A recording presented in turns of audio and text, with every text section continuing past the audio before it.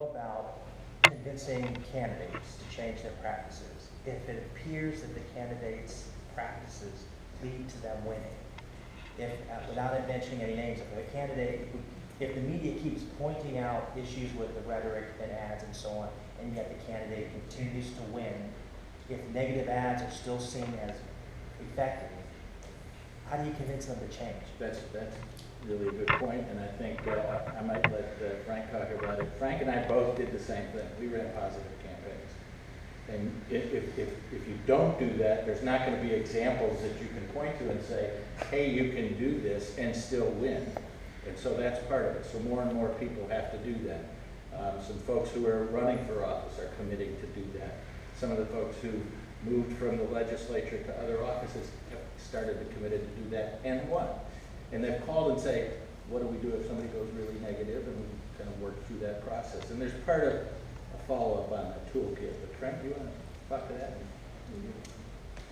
Campaigns are a very pragmatic and practical organization. They do what they know works. I mean, they spend a lot of time and money studying what works and then figuring out how to drive a message in the most efficient way possible. And the unfortunate fact is that negative campaigning is very effective. Just is. I've done some study on this. It's a thing called the negativity bias. It's like deep in our caveman brain to remember bad things a lot more firmly than we remember good things.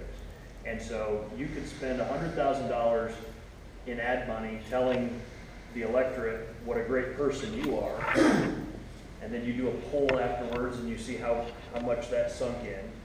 You could spend half as much, $50,000, telling the electorate what a bum your opponent is, and you poll afterwards, and what you'll almost inevitably find is that the cheaper, that half the money that you spent telling people all the negative stuff sunk in, whereas the good news didn't. And so how do we counteract that? Well, Doug made a few good points. First of all, Ohioans need to kind of stick together on this because we're all about to be bombarded with these really divisive, negative, very carefully put together messages that are meant to kind of pit us against one another. The rest of the country will be spending a lot of money to influence us as Ohioans, and that's why it's great that we're having this conversation here in the Buckeye State. We're a diverse state. We're a politically diverse state, ethnically diverse state. We're diverse in as many ways as you can think, but we're also Midwesterners. And I think that we have this nature about us where we're inclined to try to work together. So, you know, the work that Doug and the other members of the Ohio media are doing is important to help people sort of deconstruct these messages and not just take them at face value, to be critical consumers of the bombardment that they're going to be sort of receiving, and think about these messages and not just sort of, again, take them for face value, but understand that they are being subjected to a piece of persuasion. You could call it propaganda. You know, you got to learn to have a healthy distrust and skepticism for the political messages that you're going to be getting. And so the folks that are informing Ohioans, the members of our media, are a big part of that. And then as candidates, I think that we need to be held responsible for the messages that we use. Again, I've always said that I'm willing to do a compare and contrast. I'm willing to say, here's what I believe, and here's what my opponent has stated that he or she believes, but I footnoted, I make sure that it's, you know, factual. But I'm not personally willing to attack my opponent's character or to try to tear them down personally. And so each candidate needs to make that decision, and then the voters need to hold them accountable. And so I think that part of it, the responsibility is on the public to start expecting better from their elected officials, and to really hold them accountable, and candidates, and to hold them accountable for the messages that are broadcast on their behalf. Did your opponent run a negative ad? Sure. Are you in a competitive district? I am. Yeah, very much. I think I think that one of the things that we need to do as journalists is tell ourselves that what we've been doing has not been working to change things either. The campaigns abuse us. And when we did our first project in March on the economy, we did a a 2-day series, and then the third day was going to be asking the presidential candidates, what will you do for the people of Ohio to solve the economic problems? And it spelled out what we found in our research. The news teams that were involved in this agreed on the question, agreed that Tom Troy from the Blade would take the questions of the presidential candidates.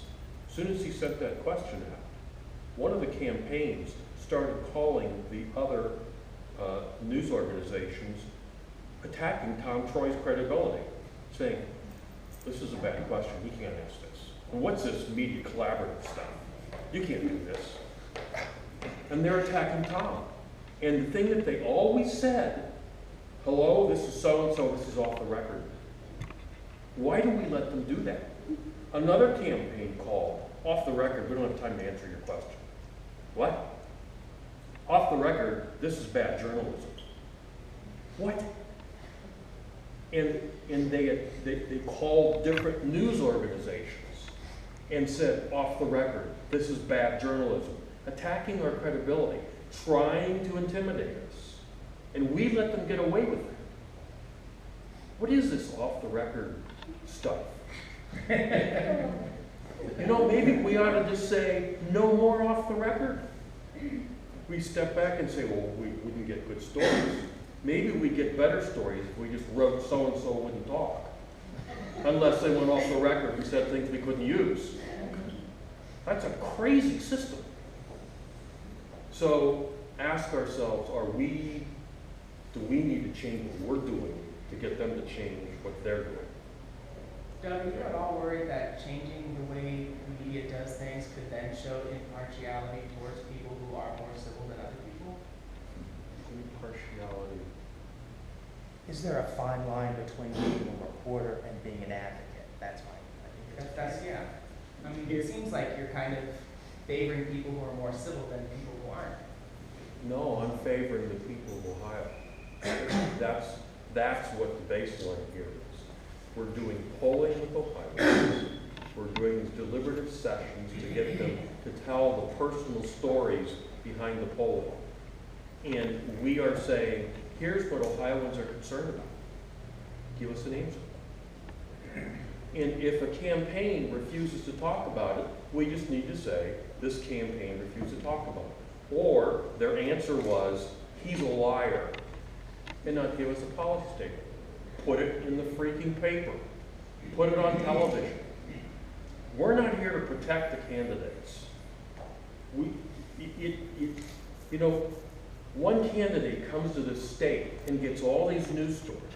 What do the 11 million people in this state get in the political process? They are an ugly mess, aren't they? They're so hard for us to cover. But somehow we have to represent them in this process. And no matter how crazy some of their ideas are, they are real people. And their crazy idea comes from a reality that we don't understand. So somehow we have to take the concerns of the people and just take it to the candidates and not view ourselves as being advocates, but just representing the issues the people of our state face. You're right, there's an uncomfortable line here. I can't deny that. But there's an uncomfortable situation that exists, that democracy is in peril, and we're part of the problem.